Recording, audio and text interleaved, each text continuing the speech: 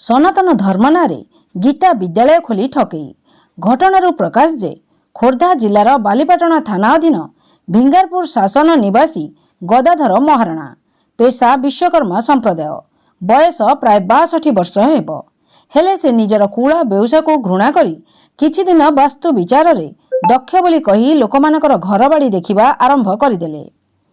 प्राय लोक माने तांको कार करी घर को नहीं जाती वास्तु समस्या दूर करबा पाई हेले से बा वास्तुर कौन जानिछंती जे कहिबे सेमिति इयाडू सियाडू कही हजार हजार टंका लोकंक ठारू ठकी नेबा परे आउ से बेपार भल न चलिबारु एबे किछि पंडित और साधु को एक करी एक गीता विद्यालय ना देई एमसेमी रे ताकू रेजिस्ट्रेशन कराई सभ्य आजीवन हेबा चांदा 900 आई कार्ड पाई 200 मासिक चांदा जने मेंबर पिछा 200 रु आरंभ होई 2000 पर्यंत प्रति मासरे आदाय करी गीता विद्यालय नारे निरीह धर्मविश्वासी मानकू ठकी चली एपरिक गोटे गोटे स्थान रे गीता ज्ञान कुहाजिब कही किछि पंडित और साधु को बाट खर्च दे डकाई गोटे 4 कांथ कुटीर रे किछि मिछरे गीता को साधु पंडित पाठ करी मध्याह्न रे मिल मगई खाई दे आसुछंती हेले एही कार्य पई अर्घ्य प्रदान नारे तांका अकाउंट और फोन पे को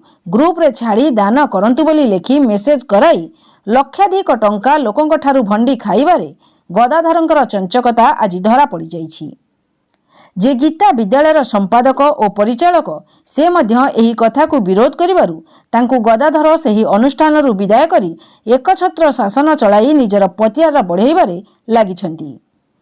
एही विषय रे आम चैनल रो जिला प्रतिनिधि जेउ माने अनुष्ठान छाड़ी देइछंती तांका सह फोन जगे पचारिबारे सेमाने कोन कहउछंती और ठकेर मास्टर माइंड गदाधर महाराणा कोन कहउछंती आपण वॉइस रिकॉर्डिंग रु सुनंतु। आपनको नाम और ग्राम कोन? हमर मो ना जी पवित्र कुमार नंद हमर घर हो जगतसिंहपुर। आपण कोन करंती? मु वर्तने बेंगलोर रे वर्तने हमर निगवानंद आमे निगवानंद भक्त निगवानंद आश्रम रे ठाकुर सेवा पूजा करूछु। आपण गदाधर महाराणा को जानिचंती? हाँ गदाधर महाराणा को मु फेसबुक रे जानिथिली से फेसबुक रे देइथिले व्हाट्सएप रे लिंक देइथिले से लिंक रे जॉइन को मु जॉइन करकी तापर तांको संगे रे हमें मु निजे तांको लिंक जोगाजोग कली सब देखली ताकर तापर हमर मु थाय बेंगलोर थिबा समय तांको संगे जोगाजोग हला जोगाजोग हला परे से गोटे बंधु मिलन करथिले फास्ट बंधु मिलन करथे भुवनेश्वर आलखाई मंदिर रे। अच्छा तेन को मु जाई परलिनी जाई सी कोन कले कोन न कले मु से विषय मु अवश्य मु जानि कि मु तो जाइनी मु गाय से विषय कहबी। तापर पुरी रे हमर फेब्रुआरी मास 17 तारिख 18 तारिख अच्छा 2 दिन करथिले हमर बंधु मिलन गीता सम्मेलनी भक्त सम्मेलनी करथिले। अच्छा सेठी से कोन कले से तमे कोन तमे जो डाकियो सेमान को सब खाया पिया व्यवस्था करबो ना बुझा बुझी करबो ना सी तांग रहले से आमे हमरो भूक उपस रहलु कोन कलु से से किछि बुझले किछि करले। अरे तमे मु कहली जदि तमे रसीद जदि तमे चांदा माने आदाय जो पैसा रसीद दबनी बिना रसीद से माने आदाय कले। अच्छा से आमे मुसरा कहले मु बोले शत्रु। अच्छा से कहले आ गोटे कथा मु थिला बेले एटी बेंगलोर थिला बेले से कोन परिचय पत्र ना आइडेंटिटी कार्ड देबा पे कि नले 200 ना 300 नैतले। अच्छा से तार भी नाही मु से कहले हां दबु मते कहले 15 दिन भीतर हे जिवो आपन को दिया हबो आ सब परिचय दिया हबो आ ठीक अछि मु किछि कहलिनी मो कहले ठाकुरन कथा मु किछि कहलिनी किछि। तबे एमते पुरी रे हला परे मु सरो आमे निष्पत्ति लेलु नाही ये आमे ये जो पैसा पत्र आदाय करछथि आमे तार घोर विरोध। यार भागवत गीता तो पढ़िबो गीता को भगवान कहछथि कि बिना ये गीता भगवान को कहना कि पैसा रे मु तुमको ज्ञान बांटबी कहना मुझे आमे से कहले ना आमे विरोधी हलु तेणु सेठू टे मो फटाफट है मु ना ये ताको कथा न आमे हमर अलग अलग करके आमे स्टार्ट करिया नहीं आमे भी सुनिचु जे गदाधर महाराणा गीता विद्यालय कोले करिसंती। ହଁ କରିଛନ୍ତି ଗୀତା ବିଦ କରିଥିଲେ ଗୀତା ବିଦ କରିଥିଲେ ସେ ଏବେ ଅଛି କି ନା ମୁଁ ଜାଣିନି, ମୁଁ କହିପାରିବିନି। ଆଚ୍ଛା, ସେ ଗୀତା ବିଦ୍ୟାଳୟରେ କେତେ ଦିନ ଆପଣ ସଂଶ୍ଳିଷ୍ଟ ଥିଲେ? ଗୀତା ଭିତରେ ତଥାପି ଆମେ ଥିଲୁ 3 ମାସ ଖଣ୍ଡେ, 3-4 ମାସ। କାହିଁକି ସେ ଆଧ୍ୟାତ୍ମିକ ଅନୁଷ୍ଠାନ ଛାଡିଦେଲେ? ନାଇଁ ଆମେ ଆମେ ତ ଆଧ୍ୟାତ୍ମିକ ଅନୁଷ୍ଠାନ ଛାଡୁନୁ, ହୁଁ। ଆମେ ମାନେ ଆଧ୍ୟାତ୍ମିକ ଅନୁଷ୍ଠାନ ଛାଡୁନୁ। ତାଙ୍କର ଯୋଉ ସିଏ ଗୀତା ବିଦ୍ୟାଳୟ ଅନୁଷ୍ଠାନ କରିଥିଲେ, ସେ ଆଜ୍ଞା, ଗୀତା ବିଦ୍ୟାଳୟ ଅନୁଷ୍ଠାନ ଆପଣ କାହିଁକି ଛାଡିଲେ? ଗୀତା ବିଦ୍ୟା ଅନୁଷ୍ଠାନ ଆମେ ଛାଡ଼ିଲୁ ଏଇଥିପାଇଁ, ସେମାନେ ପଇସା ପତ୍ର ଆଦାୟ କଲେ। ହୁଁ ଗୀତା ବିଦ୍ୟା ନା ପଇସା ପତ୍ର ଆଦାୟ କରିକି ସବୁ ଇଏ କଲେ। ହୁଁ ଏମିତି ପଇସା, ଆମେ ସେଇ ବିରୋଧ କରିବା, ଆମେ ଶତ୍ରୁ। ଆଚ୍ଛା, ହୁଁ, ଗଦାଧର ମହାରଣା ଯୋଉ ଗୀତା ବିଦ୍ୟାଳୟ କରିଛନ୍ତି, ତା ଆଜ୍ଞା, ସରକାରଙ୍କ ଅନୁମୋଦିତ କି? ହଁ ସେ ତ କହୁଛନ୍ତି ସରକାରୀ ଅନୁମତି କହୁଛନ୍ତି। ହୁଁ, କିନ୍ତୁ ହୁଁ, ଆପଣ ଜାଣିନାହାନ୍ତି। ନା ସେ ଆମକୁ ପଠେଇଥିଲେ, ହୁଁ ଆମ ତାର ଯୋଉ ରେଜିଷ୍ଟ୍ରେସନ ନମ୍ବର ଚିଠି ପଠେଇଥିଲେ ଗ୍ରୁପ ତାଙ୍କ ଗ୍ରୁପରେ। ହୁଁ ସେ ପଠେଇଥିଲେ ରେଜିଷ୍ଟ୍ରେସନ ନମ୍ବର ତାଙ୍କର ଗ୍ରୁପରେ ପଠେଇଥିଲେ। ହୁଁ ସେଇଟା କିନ୍ତୁ ଆମେ କହିପାରିବୁନି। ଆଚ୍ଛା, ମାନେ ଆପଣଙ୍କ ପାଖରେ ଅଛି କି ସେ ଯୋଉ ଅନୁମୋଦିତ, ମାନେ ନାଇଁ ସରକାର? ସେ ନାଇଁ, ଆମକୁ ନକିରେ ଆମର ମୋବାଇଲ ହ୍ୟାଙ୍ଗ ହୁଏ, ଆମେ ରହି କରିଦେଇଛୁ। ତଥାପି ମୁଁ ଆପଣଙ୍କୁ ଦେବି, କରିକି ଦେବି, କଲେକ୍ସନ କରି ଦେବି ଆପଣଙ୍କୁ। ଠିକ ଅଛି। ସେ ଗୀତା ବିଦ୍ୟାଳୟରେ ଓଡିଶା ବାସୀଙ୍କ କି ଉପକାର ହେଉଛି? ଏଇଟା କି ସିଏ ମୁଁ ତ ସେ ବିଷୟରେ କହିପାରିବିନି। ହୁଁ ଆମେ ତ ସେ ବିଷୟ ନାଁ ସେଇଥିରେ। ନାଇଁ, ଆପଣ ଯୋଉ 3 ମାସ ରହିଲେ, ସେ ହୁଁ, 3 ମାସ ଭିତରେ ଆପଣ ସେଠୁ କଣ ମାନେ ଲାଭ ପାଇଲେ ଆଉ କ୍ଷତି ପାଇଲେ? ଲାଭ କ୍ଷତି ତ ଆମର ନାହିଁ। ମୋର କ୍ଷତି ହେଇଛି। ମୁଁ 300 ଟଙ୍କା ଆଇଡେଣ୍ଟି କାର୍ଡ ଦେଇଛି, ଏପର୍ଯ୍ୟନ୍ତ ସିଏ ମତେ ହଁ କରି ଆଜି ପର୍ଯ୍ୟନ୍ତ କିଛି କହୁନାହାନ୍ତି, ଉତ୍ତର ଦଉନାହାନ୍ତି। ତାପରେ ଦୁଇରେ ସେମାନେ ମୋଠୁ ନେଇଛନ୍ତି 500 ଟଙ୍କା ନେଇଛନ୍ତି, ରସିଦ ଦେଇନାହାନ୍ତି। ହୁଁ ବିନା ରସିଦ ସେମାନେ ଆଦାୟ କରୁଛନ୍ତି। ହୁଁ ଆଚ୍ଛା, ଏଇ କଥା ହେଇଗଲେ ତ ଦୋଷୀ। ଯେଉଁ ମାସିକ ଚାନ୍ଦା ଆଦାୟ ହେଉଛି, ହୁଁ, ହୁଁ, ତାକୁ କିଏ ଆଦାୟ କରୁଛି? ସେ ତାଙ୍କ ନାଁରେ ଆଦାୟ କରୁଛନ୍ତି। କା ନାଁରେ? ସେ ନିଜ ଗଦାଧର ମହାରଣା, ସେ ମୋ ପାଖକୁ ପଠେଇଥିଲେ ମେସେଜ। ହୁଁ ମୁଁ ପଚାରିଲି, ଆପଣ କେମିତି ଆପଣ ନାଁରେ, ନିଜ ନାଁରେ ଆଦାୟ କରୁଛନ୍ତି? ହୁଁ ନାଇଁ ଆଉ ମୋ ନାଁରେ ଆଦାୟ କରୁଛନ୍ତି କାହାର? ମୁଁ ଆଜି କହିନି କିଛି। ଆଚ୍ଛା, ହୁଁ, ଆଉ ସେ ଯୋଉ ଟଙ୍କା ଦେବା ବ୍ୟକ୍ତି କେଉଁମାନେ? ଆଜ୍ଞା, ସେ ଯୋଉ ମାସିକ ଚାନ୍ଦା ଦଉଛନ୍ତି, କେଉଁ ହୁଁ, ହୁଁ, ବ୍ୟକ୍ତି ମାନେ ଦଉଛନ୍ତି? ସେ କିଏ ମାନେ କାହାକୁ କହିଥିବେ, ସେମାନେ ଭକ୍ତ ଯୋଉ ଆଉ ଗୋଟେ ସେମାନେ ସେ ଗଦାଧର ମହାରଣା କରିଛନ୍ତି, ସେ ସଭ୍ୟ ଚାନ୍ଦା କରିଛନ୍ତି। ସଭ୍ୟ ଏତିକି 900 ଟଙ୍କା ଅମୁକ ଏତେ ଦେଲେ ସଭ୍ୟ ଆଜୀବନ ସଭ୍ୟ ହବ, ଅମୁକ ଦେଲେ ଆଜୀବନ ସଭ୍ୟ, ଏମିତି ଅଛି। ହୁଁ ବାର୍ଷିକ ସଭ୍ୟ ଏମିତି କଣ ସବୁ ଅଛି, ସବୁ ନିୟମ ତାଙ୍କର କରିଛନ୍ତି କୁଆଡେ। ମାନେ ସଭ୍ୟ ମାନେ କେତେ ଟଙ୍କା ଲେଖା ଦଉଛନ୍ତି ମାସିକୁ? 900 କେତେ ଟଙ୍କା ମାସକୁ, ଆଜୀବନ ଦଉଛନ୍ତି କୁଆଡେ। ଓ 900 ଟଙ୍କା ଦେଲେ ଅବଶ୍ୟ ଆଜୀବନ। ମୋ ପାଖରେ ଗୋଟେ ଅଛି, ମୋ ପାଖରେ ସ୍କ୍ରିନଶଟ ଅଛି। କୋଉ ମାନେ କଣ କେତେ ଟଙ୍କା ପଠେଇଛନ୍ତି, ସବୁ ଅଛି, ମୋର ସ୍କ୍ରିନଶଟ ଅଛି ମୋ ପାଖରେ। ଆଚ୍ଛା, ଆପଣ ସେଇଟା ମତେ ଦେବେ? ହଁ, ମୁଁ ଦେବି, ସିଓର ଦେବି। ଆଚ୍ଛା, ସେ ଟଙ୍କା ଗୀତା ବିଦ୍ୟାଳୟରେ କେଉଁ କାର୍ଯ୍ୟରେ ଲାଗୁଛି? ସେଟା ସିଏ ଜାଣିଥିବେ, ଆମେ ତ କହିପାରିବୁନି। ଗୀତା ଭିତରେ ସେ କଣ କହୁଛନ୍ତି, ଆମେ ଘର କରିଛୁ ଭୁବନେଶ୍ୱରରେ, ଘର ନେଇଛୁ, ଅମୁକ କରୁଛୁ, କେତେ କଥା କହୁଛନ୍ତି, ସଫେଇ ଦଉଛନ୍ତି। କେତେ ସତ, କେତେ କଥା ଆମେ ଏଇଟା ଆମର ଠାକୁରଙ୍କ ନିୟମ ହଉଛି, କାହାକୁ ଇଏ କରିବେନି, ଆମେ ଚାଲିଛୁ। ତାମାନେ ଏଇଠି ତ ନିହାତି ଭକ୍ତମାନଙ୍କ ଠାରୁ ଶୋଷଣ କରାଯାଉଛି। ହଁ, ସେଇ କଥା କହିଲା ପରେ ଆମେ ହେଲୁ ଦୋଷୀ। ଆପଣ କଣ କହିଥିଲେ ତାଙ୍କୁ? ଆଁ ଆପଣ କଣ କହିଥିଲେ? ଆଉ ଦୋଷୀ ମୁଁ କାହିଁକି ହେଲେ? କହିଲି ଏଇ ଯୋଉ ଗୀତା ବିଦ୍ୟା, ଏ ଯୋଉ ଗୀତା ନାଁରେ ଯୋଉ ଚାନ୍ଦା ହେରା ଭଲ କଥା କରିନାହାନ୍ତି। ହୁଁ ନା ଆମେ କେମିତି ଚଳିବ ତ କାହିଁ କରୁଥିଲ, ଇଏ ପଲା କାହିଁ କରୁଥିଲ? ହୁଁ ସେଇ କଥା କହିଲେ, ସେ ତ ଅଛନ୍ତି ଚୁପଚାପ, ଆଉ ତାର ସାଙ୍ଗରେ ଯୋଗାଯୋଗ ନାହିଁ। ମାନେ ଭଗବତ ଗୀତା ସିଏ ହଉଛି ଗୋଟେ ମାନେ ହଁ, ସେଇ ବା ପବିତ୍ର। ମୁଁ କହିଲି ଭଗବତ ଗୀତା ଗୋଟେ ପବିତ୍ର ଗ୍ରନ୍ଥ। ହୁଁ ଏଇ ଭଗବତ ଗୀତା ନାଁରେ ତମେ ଏମିତି ଆଦାୟ କଣ ପାଇଁ କରୁଛ ହୁଁ ପଇସା? ହୁଁ କୋଉଠି ତ ଭଗବାନ କହିନାହାନ୍ତି ମୋ ନାଁରେ ଏମିତି ପଇସା ଆଦାୟ କରି ଅର୍ଥ ଇଏ କରିବାକୁ। ହୁଁ ଯିଏ ଯାହା ଖୁସିରେ ଦେଲା, ତମେ କାହିଁ ଜବରଦସ୍ତି ଆଦାୟ କରିବ? ମାନେ ନିଜ ସ୍ୱାର୍ଥ ପାଇଁ ଏ ଅର୍ଥଟି ଆଦାୟ ହଉଛି। ହଁ, ଠିକ କଥା, ନିଜ ସ୍ୱାର୍ଥ ପାଇଁ ଅର୍ଥ ଆଦାୟ ହଉଛି। ତାହେଲେ ଆପଣ ଯେତେବେଳେ ଅଭିଯୋଗ କଲେ, ଆପଣ ହେଇଗଲେ ଶତ୍ରୁ। ହଁ ସେଇଟା ହଉଛି ଠିକ ଶତ୍ରୁ। ହୁଁ ତେଣୁକରି ମୁଁ ଦେଖିଲି ଆମର ତ ମୋର ତ ନିଜସ୍ୱ ଅଛି ହୁଁ ଭାଗବତ ପତ୍ର ସଂଗ୍ରହ ସେଟା ସବୁ ହୁଁ ଅଛି। ଆମର ବି ମୋର ବି ଆମର ଯୋଉ MSCME ଯୋଉ ଉଦ୍ୟମରେ ହୁଁ। ମୁଁ ବି ରେସ୍ପନ୍ସ କରିଛି। ମୁଁ ଆପଣଙ୍କୁ ପଠେଇବି ମୋ ଇଏଟା। ଆପଣ ଗଦାଧର ମହାରଣା ଯେତେବେଳେ ଲିଙ୍କ ପଠେଇଥିଲେ, ଆପଣ ଯେତେବେଳେ ଫେସବୁକ୍ କି ହ୍ୱାଟ୍ସଆପ ରେ ଦେଖିଲେ, ହଁ ହଁ। ଆପଣ ଆଗରୁ ଗଦାଧର ମହାରଣାକୁ ଜାଣିଥିଲେ କି? ନାଇଁ ନାଇଁ ମୁଁ ଜାଣିନଥିଲି। ତାପରେ ଆପଣ ଯେତେବେଳେ ସେ ତାଙ୍କ ଅନୁଷ୍ଠାନରେ ଆପଣ ଲିପ୍ତ ରହିଲେ ହୁଁ ହୁଁ। ବା ଯୋଗ ଦେଲେ, ତାପରେ ଆପଣ ଗଦାଧର ମହାରଣାକୁ ଜାଣିବା ପାଇଁ ଚେଷ୍ଟା କରିଛନ୍ତି? ନାଇଁ ଚେଷ୍ଟା କରିନୁ। ହୁଁ, ସେଇଟା ଆପଣ ସେଇଟା ଚେଷ୍ଟା କରିଥିଲେ ବି ମୁଁ ଭାବୁଛି ଭଲ ହେଇଥାନ୍ତା। ହଁ ସେଇଟା ଠିକ କଥା। ହଁ ହଁ ତାପରେ ଆମେ ଆପଣ କାହିଁ ଚେଷ୍ଟା କରିବୁ? ଆମେ କାହିଁ କଣ ଦରକାର? ସେ ତ ଚାଲିଛି ତ ଭଗବାନ କାମ, ଆମେ କାହିଁ ଚେଷ୍ଟା କରିବୁ କଣ ନାଇଁ, ଦରକାର ଆମର?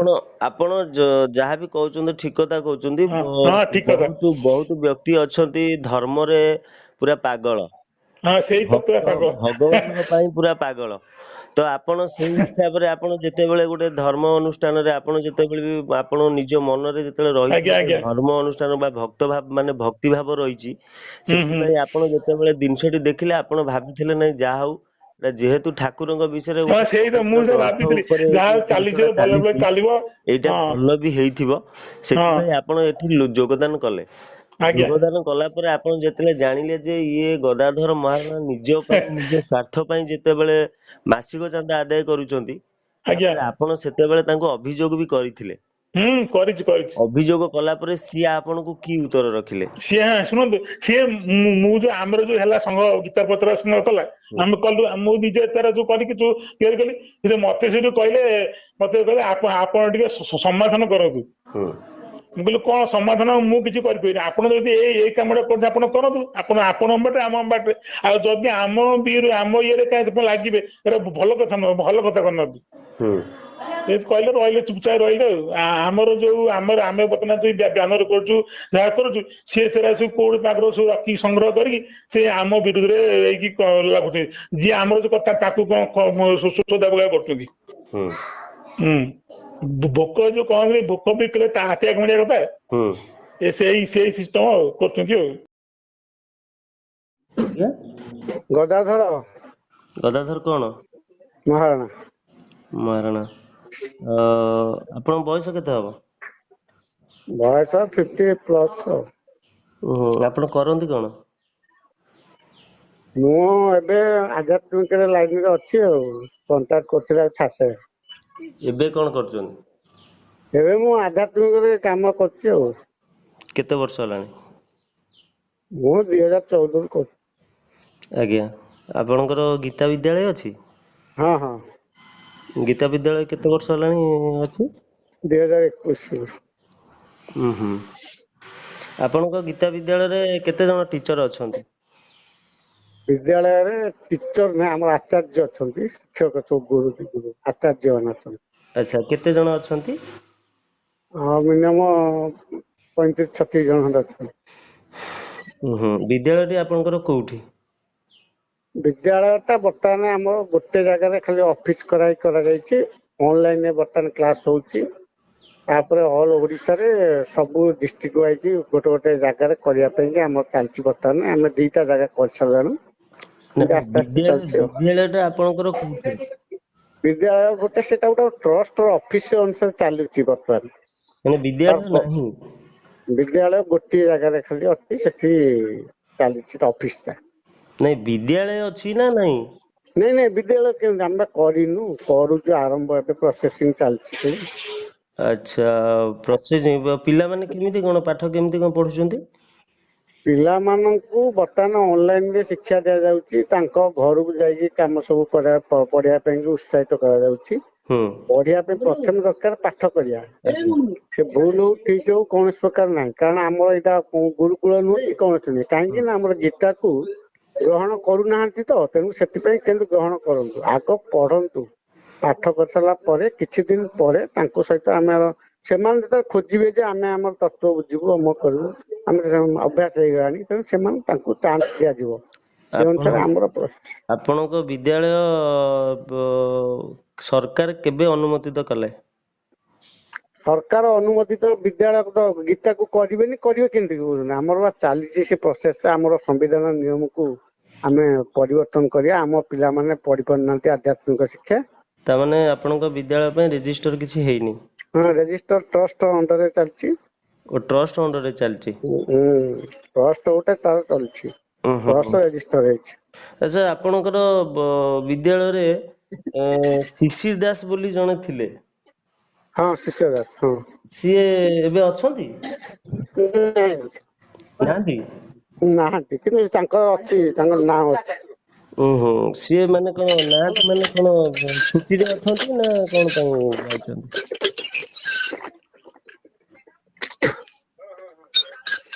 ସିଏ ଟିକେ କଣ ମାନମନତର ହେଇକି ସେ କଣ ତ ବନ୍ଦ ହେଇକି ଅଛନ୍ତି, ଆସୁନାହାନ୍ତି। ମାନେ ମାନମତ କଣ ପାଇଁ ହେଇଛନ୍ତି? ସେ ତ କହିପାରିବେନି, କାରଣ ଆଧ୍ୟାତ୍ମିକରେ ତ ଏଗୁଡା ସବୁ କିଛି ନଥାଏ। ହୁଁ। ତାଙ୍କ ମନରେ ଯଦି କଣ ଗୋଟେ ଥାଏ, ମୁଁ ସେଟା କେମିତି କହିପାରିବି ତାଙ୍କ ମନରେ କଣ ଥିଲା? ମାନେ ଏଗୁଡା ସବୁ ନୁହେଁ ନା। ଆପଣ ସେ ଯେହେତୁ ଆପଣଙ୍କର ବିଦ୍ୟାଳୟରେ ଥିଲେ, ସେ କଣ ଥିଲେ? ଆପଣ ବିଦ୍ୟାଳୟରେ ସେ କଣ ଥିଲେ? ବିଦ୍ୟାଳୟରେ ସେ ପରିଚାଳକ ଥିଲେ। ପରିଚାଳକ ଥିଲେ। ଯେତେବେଳେ ପରିଚାଳକ ଜଣେ ମନାନ୍ତର ହେଇକି ଯାଇଛନ୍ତି, ଆପଣ ହଁ, କେବେ ଚେଷ୍ଟା କରିଛନ୍ତି ତାଙ୍କୁ କଣ ପାଇଁ ଚେଷ୍ଟା କରିଛନ୍ତି, କଣ ପାଇଁ ଯାଇଛନ୍ତି? ମୁଁ ଏଇଟାକୁ ବାରମ୍ବାର ଚେଷ୍ଟା କରିଛି। ଚେଷ୍ଟା କରିବା ଭିତରେ ସେ ମୋ କଥା ଆଡମିଟ କରିନାହାନ୍ତି। ମାନେ କଣ ତାଙ୍କ ଠାରୁ ବୁଝିଛନ୍ତି, ପଚାରିଛନ୍ତି ତାଙ୍କୁ କଣ ସେ ପଚାର? କ୍ରସ ରେ କଥାବାର୍ତ୍ତା କଲେ ତ, ମୁଁ ସେଥିପାଇଁ ମୁଁ କହିଲି। ଆଜ୍ଞା, ସେ କ୍ରସ ରେ କଥାବାର୍ତ୍ତା କଲେ। ଆଧ୍ୟାତ୍ମିକରେ କୌଣସି ପ୍ରକାର ବାଦ ବିବାଦ ଅହଙ୍କାର କିଛି ନଥାଏ। କଣ ବାଦ ଯୋଉମାନେ ବିବାଦ କଲେ ସିଏ? ସେ ଅହଙ୍କାର କରିକି ଗୋଟେ ସେମ ଟାଇମ ରେ ଗୋଟେ ଗୁଗୁଲ କ୍ଲାସ କରୁଛନ୍ତି ଆଜ୍ଞା 8ଟାରେ। ଆଜ୍ଞା। ସେଇଟାକୁ ବନ୍ଦ କଲେନି, ସେ ଆରମ୍ଭ କରିଦେଲେ ସେଠି ଗୋଟେ 2-3 ଜଣ ମିଶିକି। କିଏ କିଏ? ହଁ, ବାଟରେ ଦେଖିଲି। ଦି ତିନି ମୁଁ ଜଣ ବାଟରେ ମିଶିକି କହିଲିନି ମୁଁ ଯାଉଛି ବୋଲି। ହଁ, କୁହନ୍ତୁ। 2-3 ଜଣ ଯୋଉ କହୁଛନ୍ତି, 2-3 ଜଣ ମିଶିକି କଲେ, କିଏ କିଏ କଲେ? ତାଙ୍କ ନାଁ କଣ? ସିଏ ପବିତ୍ର ନନ୍ଦ, ହୁଁ। ତାପରେ ଜୟନ୍ତୀ ପତି, ଏସବୁ କିଛି କଲେ। ଆଚ୍ଛା ଆଚ୍ଛା, ଆପଣଙ୍କ ଗୀତା ବିଦ୍ୟାଳୟରୁ ଶିଶିର ଦାସ ଯୋଉ ଛାଡି ଚାଲିଗଲେ, ହଁ, ଆପଣଙ୍କର ଗୀତା ବିଦ୍ୟାଳୟ ନାଁରେ କିଛି ମାସିକ ଚାନ୍ଦା ହଉଛି କି? ଆମର ସେଇଟା ଟ୍ରଷ୍ଟ ତରଫରୁ ଏଟା ସିଏ ତାର କରୁଛି, ଚାର୍ଟାର୍ଡ ଆକାଉଣ୍ଟ କରୁଛି।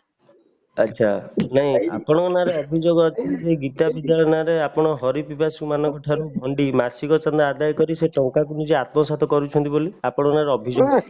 ସେଇଟା ସେଇମାନେ ହିଁ କହୁଥିଲେ। ସେମାନେ ଟ୍ରଷ୍ଟରେ ପଇସା ରହୁଛି, ଟ୍ରଷ୍ଟ ଆକାଉଣ୍ଟରେ ଟଙ୍କା ରହୁଛି। ସେଥିରେ କଣ, ସେଥିରେ ଅଛନ୍ତି ଅନେକ ଲୋକ ଅଛନ୍ତି, ମୁଁ ଏକୁଟିଆ କିଛି କରୁନି। କିଏ ତା କିଏ ଦେହରେ ବଡ ଅଛନ୍ତି? ବଡ ଲୋକ ଅଛନ୍ତି, ଗୀତା ପରିବାର ଲୋକ ଅଛନ୍ତି, ବହୁତ ବଡ ବଡ ଲୋକ ଅଛନ୍ତି। IAS OAS ଅଫିସର ଅଛନ୍ତି, ଆଚ୍ଛା ସେମାନେ ସବୁ କରୁଛନ୍ତି, ଡୋନେଟ କରୁଛନ୍ତି, ସେମାନେ କରୁଛନ୍ତି। ଆଚ୍ଛା। ମୋର ଆଗେ କିଛି ନାହିଁ, ମୁଁ ଆରମ୍ଭ କରିଛି। ଆଗରେ ଅଛନ୍ତି, ପ୍ରେସିଡେଣ୍ଟ ଅଛନ୍ତି, ସେକ୍ରେଟାରୀ ଅଛନ୍ତି, ହୁଁ ସମସ୍ତେ ଅଛନ୍ତି। ସେମାନେ ସେ କଥା ବୁଝୁଛନ୍ତି। ହୁଁ। ମୁଁ ଏରା କଣ ସବୁ କରିପାରିବି? ମୁଁ ଏକୁଟିଆ ସବୁ କରିପାରିବି? ନାଇଁ, ସିଏ ବି ତାଙ୍କରି ଅଭିଯୋଗ କହିବା କଥା ଯେ ଆପଣ ଟଙ୍କା ଆଦାୟ କରି ଆପଣ ନିଜେ ଖାଉଛନ୍ତି। ହ୍ୟାଲୋ। ହଁ, ମୋର ଯଦି ଅଭାବ ହେଲା ମୁଁ ଖାଇଦେଲି, କଣ ଅସୁବିଧା ହେଲା? ଆଜ୍ଞା। ମୋର ଅଭାବ ହେଲା ମୁଁ ଖାଇଦେଲି, ହୁଁ। କାରଣ ମୋର ନାହିଁ କିଛି ନା, ମୁଁ ସେଥିପାଇଁ ବାଧ୍ୟରେ କଲେକ୍ସନ କରି ଖାଉଛି। ଆଚ୍ଛା, ଆପଣ ଯୋଉ ମାନେ ଶିକ୍ଷକ ମାନେ ତାଙ୍କ ପିଲାଙ୍କୁ ସରକାରୀ ସ୍କୁଲରେ ପାଠ ପଢାଇ ପ୍ରାଇଭେଟ କୋଚିଂ ସେଣ୍ଟରରେ ପାଠ ପଢାଉଛନ୍ତି। ହଁ। ଆପଣଙ୍କୁ ସରକାର କେମିତି ରେକଗନାଇଜ ଦେଲେ ସରକାରୀ ଗୀତା ବିଦ୍ୟାଳୟ ଖୋଲି ମାସିକ ଚାନ୍ଦା ଆଦାୟ କରିବାକୁ? ସରକାରୀର କୌଣସି ପ୍ରକାର ଆମର ନାହିଁ। ଆମର ହଉଛି ଟୋଟାଲ ଏଇଟା ହଉଛି ଟ୍ରଷ୍ଟର ମେମ୍ବର ମାନେ ପଇସା ଦିଅନ୍ତି। ସେମାନେ ତାଙ୍କର ନିଜର ଇଏ ବିଚାର କରନ୍ତି, ତାଙ୍କ ନିଜ ନିଜର କାମ ପାଇଁ। ହୁଁ। ଆଉ ଟ୍ରଷ୍ଟ ଆମ ସରକାର କେମିତି ଦବ? ସରକାର ତ ବିଦ୍ୟାଳୟ ନାହିଁ, ଆମର ତ ସେଥିପାଇଁ କମ୍ପ୍ଲେନ ଚାଲିଛି। ଆମର ସବୁ ଜାଗାରେ ଗୋଟେ ଗୋଟେ ପିଲାମାନଙ୍କୁ ଗୀତା ବହି ଦିଆଯାଇ ତାଙ୍କୁ ଉତ୍ସାହିତ କରାହାଉଛି ଗୀତା ପାଠ କରିବା ପାଇଁ। ଆପଣଙ୍କର ପୁରୀରେ 17-18 ତାରିଖରେ ଆପଣଙ୍କର ପ୍ରୋଗ୍ରାମ କରିଥିଲେ, ହଁ, ଯେତେବେଳେ କରାଗଲା। ହଁ, ଆପଣ ସେ ସମୟରେ ଆପଣ ତାଙ୍କ ଯୋଉ ଶିଶିର ଦାସ ଅଛନ୍ତି, ପବିତ୍ର ମୋହନ ଯୋଉ ଅଛନ୍ତି, ହଁ, ତାଙ୍କର ସେଠି ତାଙ୍କର ଅସୁବିଧା ହେଲା। ତାଙ୍କର ନୁହେଁ ତ, 3-4 ଜଣଙ୍କର ଅସୁବିଧା ହେଇଛି। ଆପଣ ପ୍ରୋଗ୍ରାମ କରିକି ତାଙ୍କୁ ଠିକ ସେ ମାନେ ଖାଇବାକୁ ଦେଲେନି। ଠିକ ସେ ମାନେ ଯେମିତି ବୁଝିବା ମୁଁ କଥା କଣ ଆପଣ ଠିକ। ପ୍ରୋଗ୍ରାମ କରୁଛି? ମୋର ପ୍ରୋଗ୍ରାମ ସେ ସାରା ଓଡିଶାର ପ୍ରୋଗ୍ରାମ, ମୋର କଣ ପ୍ରୋଗ୍ରାମ? ଯୋଉଟା ଏଇଟା ବୁଝିବା ହେଲା ତାଙ୍କର ଭୁଲ। ହୁଁ। ଏଇଟା ପ୍ରୋଗ୍ରାମ କରାହଉଛି, ସମସ୍ତେ କରୁଛନ୍ତି, ମୁଁ କଣ ଏକୁଟିଆ? ମୋର କଣ ସବୁ ମୋର ଘର ନା ମୋର ଦ୍ୱାର ଆମେ ସେଠି କାହିଁ କରୁଛୁ ପୁରୀ ସେକ୍ସନରେ ପୁରୀ ଲୋକ ସେ ଦାୟିତ୍ୱ ନେଇଥିଲେ କରିବା ଆପଣ ପାଇଁ। ଆପଣ ତାଙ୍କ ଠାରୁ ବି 300 ଟଙ୍କା ଆଦାୟ କରିକି ଆଇଡି କାର୍ଡ ଦେବେ ବୋଲି କି ଆପଣ କହିଥିଲେ ଏପର୍ଯ୍ୟନ୍ତ ଦେଇନାହାନ୍ତି। ସେଇଟା ଆଇଡି କାର୍ଡ ସେଇଟା ତ ଯାଇଛି ଭାରି ସେ ପ୍ରୋସେସ ଟା ପଳେଇଛି। ଆଇଡି କାର୍ଡ ଦେବି କେମିତି? ସେମାନେ ତ ଆସିନି ଦେଲେ ସିନା ସେ ଜାଗାକୁ ଆସିଲେ ସିନା ନେବେ। ଆଇଡି କାର୍ଡ ତ ଗୁଡା ହେଇକି ଥୁଆ ହେଇଛି କେହି ତ ନଉନାହାନ୍ତି। ମାନେ କେବେ ଆସିଲା ଆପଣଙ୍କ ପାଖକୁ ଆଇଡି କାର୍ଡ? ଆଇଡି କାର୍ଡ ଆମର ଯେତେବେଳେ ନମ୍ବର ଆସିଲା ତାପରେ ଆମର ଆଇଡି କାର୍ଡ ସବୁ ତିଆରି ହେଲା। ଆମର ଯେତେବେଳେ ରେଜିଷ୍ଟର ନମ୍ବର ହୁଁ ଆପଣ ମୁଁ 900 ଟଙ୍କା ମୁଁ ମାଗୁଛନ୍ତି ଲାଇଫ ବର୍ତ୍ତମାନ ଘରେ ଇନ୍ସୁରାନ୍ସ ଅଛି। ସଦସ୍ୟ ମୁଁ ହବା ପାଇଁ। ସମ୍ପାଦକଙ୍କ ଘରେ ଅଛି। ସମ୍ପାଦକଙ୍କ ସହିତ କଥା ହେବେ, ସମ୍ପାଦକ କଥା ହେବେ। ମୋ ସହିତ କିଛି କଥାବାର୍ତ୍ତା ହୁଅନ୍ତୁ। ପାୱାର ନାହିଁ, ସେମାନେ ସବୁ ପାୱାରଫୁଲ ଲୋକ, ମୋର କିଛି ପାୱାର ନାହିଁ। ଆପଣଙ୍କର ତ ସମ୍ପାଦକ ଅଛନ୍ତି ସମ୍ପାଦକ ସହିତ କଥା ହେବେ, ନହେଲେ ପ୍ରେସିଡେଣ୍ଟ ସହିତ କଥା ହେବେ, ନହେଲେ ଆମର ମୃତ୍ୟୁଞ୍ଜୟ ନାରାୟଣ ପଣ୍ଡା ତାଙ୍କ ସହିତ କଥା ହେବେ। ଆପଣଙ୍କର ଯୋଉ ଅଭିଯୋଗ ଅଛି ଏ ଅଭିଯୋଗରେ ଆପଣ କଣ କହିବେ? କଣଟା ଏ ଯୋଉ ଅଭିଯୋଗ ଆପଣଙ୍କ ନାଁରେ ହଉଛି ସେ ଅଭିଯୋଗ ବିଷୟରେ କଣ କହିବେ? ଅଭିଯୋଗ ମୋର କିଛି କହିବାର ନାହିଁ। ମୋ ନାଁ ହଜାର ଅଭିଯୋଗ କଲେ ମୁଁ ତ ଆଧ୍ୟାତ୍ମିକ କାମରେ କରୁଛି। ମୋର ଅଭିଯୋଗ କଲେ କଣ ଅଛି? ଏ 500 ଜଣ ଅଭିଯୋଗ କରିଦେବେ, ମୁଁ ସେ ଅଭିଯୋଗରେ ଗୋଟେ ଦାୟୀ। ହୁଁ ସେଭଳିଆ ତାମାନେ ଆପଣ ଅଭିଯୋଗ ମିଳୁଛି କଣ? ଆମେ ଆମର କାମ କରିବୁ। ଆମର ଏମ ହଉଛି ଆମେ ପିଲାମାନଙ୍କୁ ଆମ ଗୀତାର ପ୍ରଚାର ପ୍ରସାର କରି ଆମେ ଲାଗିଛୁ। ସେଥିପାଇଁ କି କୌଣସି ପ୍ରକାର ଖାଇବା ନାହିଁ, ପିଇବା ନାହିଁ, ଶୋଇବା ନାହିଁ, ଉଠିବା ନାହିଁ, କିଛି ନାହିଁ। ନାଇଁ ଏ ଆପଣ ଆପଣ ଅଭିଯୋଗକୁ ଆମର କୌଣସି ପ୍ରକାର କାହାକୁ ମୋର ଖାତିର କରିବାର ନାହିଁ। ଯିଏ ଅଭିଯୋଗ କରୁଛି କରୁ, ସେଥିରେ କଣ ଅଛି? ନାଇଁ ଆପଣ ଏବେ କହିଲେ ନା ଯେ ହଁ ମୁଁ ପଇସା ମାସିକ ଚାନ୍ଦା ଆଦାୟ କରୁଛି, ମୋର ପଇସା ଅଭାବ ଥିଲା ମୁଁ ଖାଇଦେଇଛି। ହଁ ଆପଣ କହୁଛନ୍ତି ନାଇଁ ମୁଁ କହୁନି ଆପଣଙ୍କ ନାଁରେ କୌଣସି ଯିଏ ପ୍ରକାର ଅଭିଯୋଗ କୌଣସି କରିଛନ୍ତି ଜିନିଷ ସେମାନେ କହୁଛନ୍ତି।